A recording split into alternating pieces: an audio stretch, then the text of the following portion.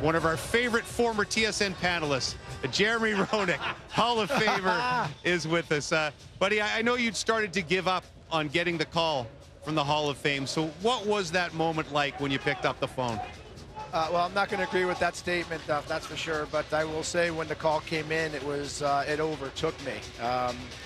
You know, I wasn't ready for it. I had the 416 call on my phone, and I called. It was the Hall of Fame. I'm like, oh my God, what time is it? And then all of a sudden, Lanny and Michael called, and I was overcome. And I cried in the car, and I couldn't speak. And you guys know when I'm speechless, you know there's something really crazy going on. Are you still a mess now that you're here in Toronto and the weekend's here? You know, I find myself getting a little verklempt every once in a while. Notice how I use that word? I'm getting smarter in my old age, but no, it is a very special thing for me. My gratitude and my thankfulness for being here is amazing, and it's going to be a really hard one for me to keep dry eyes, especially come Monday. Getting through that speech is going to be very difficult for me, but I can't wait to get up there, and I've waited 12 years for it. I hope I'm prepared, and I hope I don't screw it up. Yeah, I know your dad, Walter, was one who really dreamed of you getting into the Hall, and we lost him in 2021. How proud would he have been of this? Well, he's going to be there for sure. He's going to be sitting on someone's lap in the front row. There's no question about it. And he's always wanted to be in the front, and he was my biggest fan. And he didn't miss a game my entire NHL career, whether it was in person or on television. And he wanted to see this more than anybody. And it's kind of a bittersweet thing here. But I know he's going to be watching. I know he's going to be looking. And like I said, somebody in the front row is going to feel very uncomfortable on Monday. I know you said the biggest goal you ever scored was that one you scored here in Toronto, which Leaf fans don't like to remember, for Philly in overtime that won that series in Game 6. Is it going to be weird for the Toronto fans to be cheering for you tonight? You know, every time I come to Toronto, it's such a cool kind of relationship, because they first say to me how much they hate me and how mad they are at me at 2004 scoring that goal, but then they flip it right over and say how much fun that it was to watch you, and how, you know, we just appreciate how good of a player you were. And I love that about Toronto fans. It's one of the main reasons why I love coming into this building and playing, is because of the respect of the game, the knowledge of the game. And for me to be up here and be amongst everybody, and for them to be so gracious, it's a real gift. But that goal right there for sure was one that I'll always remember, and I think one that Toronto will always remember, because I think since then they've won one playoff round since. Sorry. You'd won them over for a while. You can't love them. You can't lose them before the ceremony. They know I love them, but hey, listen, I got to brag about something. I didn't win a Stanley Cup. I got to brag about something. You had plenty to brag about. And you had that rare combination of skill, personality, and toughness. Denny Savard said that you played with zero fear, and you have the scars to prove it. The two broken jaws, major knee surgeries, double-digit concussions.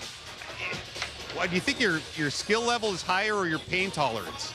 My pain tolerance now, for sure, especially, you know, 15, 16 years out of the league.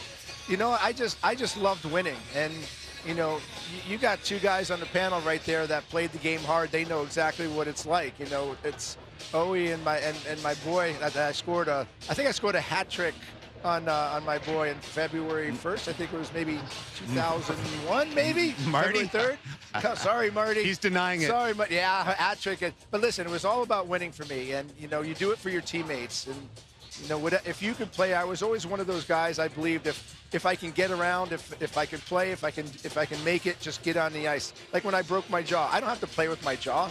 I mean, I do yell and scream, but you don't play hockey with your jaw. That'll heal. So for me, I wanted to win so bad. Pain was only secondary. They always say pain is temporary, pride is forever, and I really took that to heart.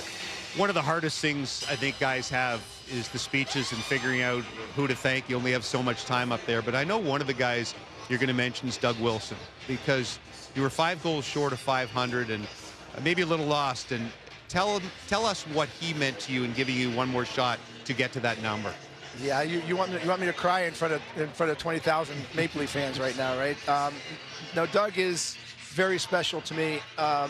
My speech on Monday, it's going to be the hardest part of my speech, is to get through the moments that Doug Wilson came and changed my entire life and pretty much saved my life. And he's a wonderful man. He's had his issues in a little while, you know, for a little while with his health problems, but I'm glad he's healthy. But you know, when you need friends, and some friends show up at the right time, right when you need them. Doug Wilson was that guy for me, and it's going to be an emotional night for me on Monday in a lot of different ways, but between Doug Wilson and my family, it's going to be, I'm going to be Mark Messier all over again. Hey, you held it together very well here. I don't like your odds of doing it on Monday night, JR. Yeah, I started getting a little teary-eyed when you were just talking about it. Seriously, it's a really special thing in my heart, and you will see.